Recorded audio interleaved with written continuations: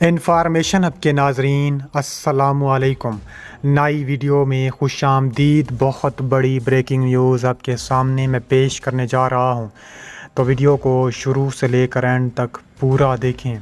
ناظرین گرامی، چین بھارت جنگی کشیدگی شروع۔ چین کا بھارت پر تابڑ توڑ حملہ۔ لداخ بارڈر بھارتی فوج پر پھر قیامت ٹوٹ پڑی۔ ویڈیو کی تفصیلات میں آگے بڑھنے سے پہلے ہماری ویڈیو کو لائک کر دیں، چینل کو سبسکرائب کر کے بیل آئکن پر ضرور کلک کر دیں۔ بہت بڑی بریکنگ نیوز آپ کے سامنے میں پیش کرنے جا رہا ہوں کہ چین بھارت جنگی کشیدگی ایک بار پھر شروع ہو چکی ہے۔ کہا جا رہا ہے کہ لداخ بارڈر پر بھارتی فوج پر پھر قیامت ٹوٹ پڑی۔ چین بھارت کو دنیا میں تنہا کرنے میں کامیاب ہو چکا ہے۔ تفصیلات کے مطابق کہا جا رہا ہے کہ بھارتی وزیر اعظم نریندر مودی اپنی آبائی ریاست گجرات کی راجدھانی میں چینی صدر کے ساتھ جھولے میں جھولتے ہوئے نہایت بے تکلفی سے بات چیت کرتے نظر آئے تھے 2014 میں، لیکن آج منظر بالکل تبدیل ہو چکا ہے۔ آج چین مشرقی لداخ کے سرحدی علاقوں میں کئی کلومیٹر اندر گھس آیا ہے اور واپسی کا نام نہیں لے رہا، بلکہ اب تو بیجنگ پوری وادی گلوان پر دعویٰ جتلا رہا ہے۔ گو کہ تازہ مرحلہ سمیت اب تک مقامی کمانڈروں کی سطح پر مذاکرات کے 3 ادوار ہوئے۔ کہا جا رہا ہے کہ متعدد مقامات پر پیچھے ہٹنے پر اتفاق بھی ہوا تھا، تاہم بات آگے نہ بڑھ سکی، بلکہ الٹا کشیدگی بڑھتی ہی چلی جا رہی ہے۔ دونوں جانب سے فوجی تناؤ میں مسلسل اضافہ ہو رہا ہے۔ جہاں بھارت نے گزشتہ 72 گھنٹوں کے دوران پورے مشرقی لداخ میں فوجی استعداد میں خاطر خواہ اضافہ کیا، وہیں گلوان وادی اور پینگانگ ٹسو جھیل سے جو تازہ سیٹلائٹ تصاویر سامنے آئی ہیں وہ ظاہر کر رہی ہیں کہ چین زیر قبضہ متنازع اراضی سے واپسی کے موڈ میں نہیں ہے۔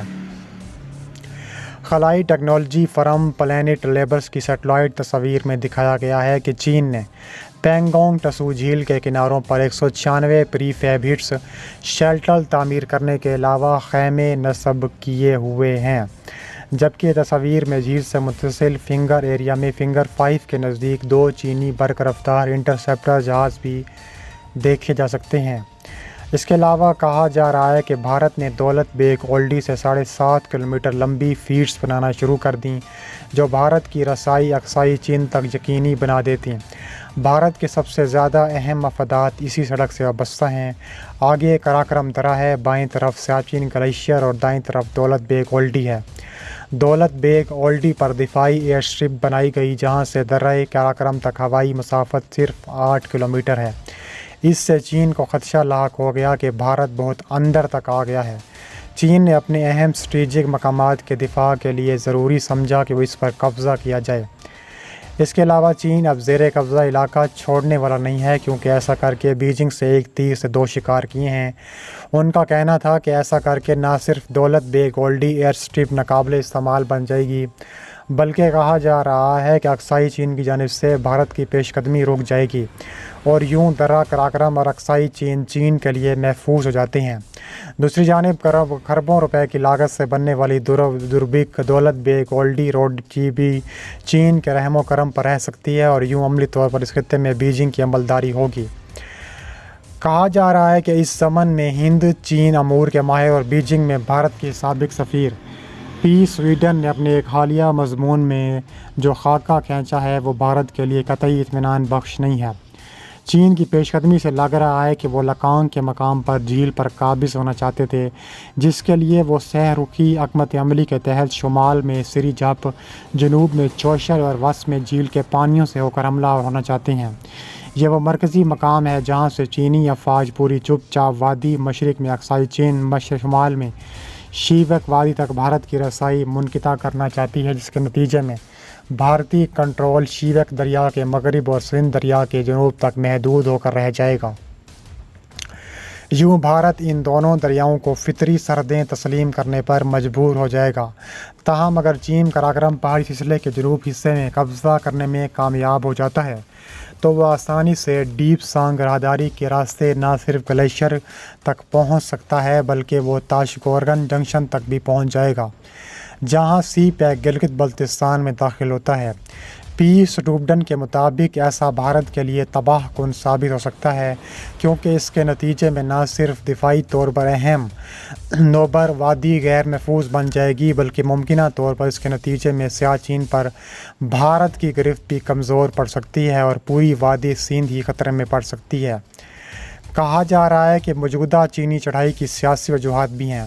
بیشتر غیر جانبدار مبصرین کا اس بات پر اتفاق ہے کہ جنوبی ایشیا کے بارے میں چین کے تصورات میں تبدیلی کے لیے اگرچہ کئی عوامل کار فرما ہیں، لیکن ان میں سب سے اہم حکومت ہند کا وہ یکطرفہ فیصلہ ہے جو اس نے جموں کشمیر اور لداخ کے بارے میں لیا تھا۔ لداخ کی آئینی حیثیت تبدیل کرنے کے لیے گزشتہ برس اگست میں اٹھایا تھا۔ پی جے رسول اس ضمن میں کہتے ہیں کہ بھارت نے 5 اگست 2019 کو لداخ کو وفاق کے زیر انتظام کرنے کے بعد بھارت کے سیاسی نقشے میں اقصائی چین اور گلگت بلتستان کو شامل کر لیا۔ اس کے بعد جب اقصائی چین تک رسائی کے لیے بھارت نے سڑک کی تعمیر شروع کی تو چین کو اندازہ ہو گیا کہ بھارت صرف نقشے تک محدود نہیں بلکہ نئی دہلی سرکار عملی طور پر اقصائی چین پر نظریں جمائے بیٹھی ہے۔ وہ کہتے ہیں کہ جب آپ کسی خطے کو اپنا اٹوٹ انگ بناتے ہیں تو اس کے بعد مزید مذاکرات کی کوئی گنجائش باقی نہیں رہی۔ اس یک طرفہ فیصلے کی وجہ سے سابق معاہدے بھی ختم ہو گئے اور پھر بات اسی پرانی روایت پر آ گئی کہ جس کی لاٹھی اس کی بھینس۔ چین طاقتور ثابت ہوا، وہ آئے اور قبضہ کر لے۔ ان کا مزید کہنا تھا کہ چین اب واپس جانے والا نہیں ہے، کیونکہ اس نے انڈیا کی سیاسی غلطی کی وجہ سے نہ صرف اپنی دفاعی مفادات کا تحفظ یقینی بنایا بلکہ ساتھ ہی اس حساس علاقے میں بھارت کو تصوراتی طور کافی حد تک کمزور بھی کر دیا۔ بھارت کے سرکردہ دفاعی تجزیہ نگار اور سینئر صحافی وکرم جیت سنگھ پی جی رسول کے موقف سے اہم آہنگ نظر آ رہے ہیں۔ وہ کہتے ہیں کہ جموں کشمیر کی اس آئینی تبدیلی کے بعد چینی قیادت نے جو بیانات دیے تھے وہ صاف اور غیر مبہم تھے، لیکن بھارتی قیادت نے انہیں سمجھنے کی کوشش نہیں کی۔ چین نے بالا کوٹ میں بھارتی فضائیہ کے حوالے کے وقت یہ بیان دیا تھا کہ کسی ملک کی حدود میں داخل ہونے کے لیے نہیں آئے۔ دراصل جنوبی ایشیائی خطے میں بھارت کی بدلتی سیاسی ترجیحات نے چین کو اس خطے کے بارے میں اپنے نظریات تبدیل کرنے پر مجبور کر دیا ہے۔ اب چین مسئلہ کشمیر کا فریق بھی بن سکتا ہے۔ اس کے علاوہ کہا جا رہا ہے کہ تجزیہ نگار کا کشید پاکستان کی خاموشی کو بھی معنی خیز قرار دے رہا ہے۔ اس کے علاوہ چین مشرق وسطیٰ کرم بند تک رسائی کا بھی متمنی ہے۔ نریندر مودی بھارت کے ملک کی خوشحالی کے لیے سعودیوں اسرائیلیوں کو گٹھ جوڑ کر لیا ہے۔ اس کے علاوہ چین کے لیے دوسرے علاقوں میں خصوصاً بحیرہ چین اور ابنائی ملاقہ میں جاپان، ویتنام، کوریا، فلپائن وغیرہ کے حوالے سے شدید مشکلات بھی پیدا ہو سکتی ہیں۔ اس کے علاوہ کہا جا رہا ہے کہ وہاں پر چین نے طاقت کے بالبرم تحفظات کا بھی اظہار کیا ہے۔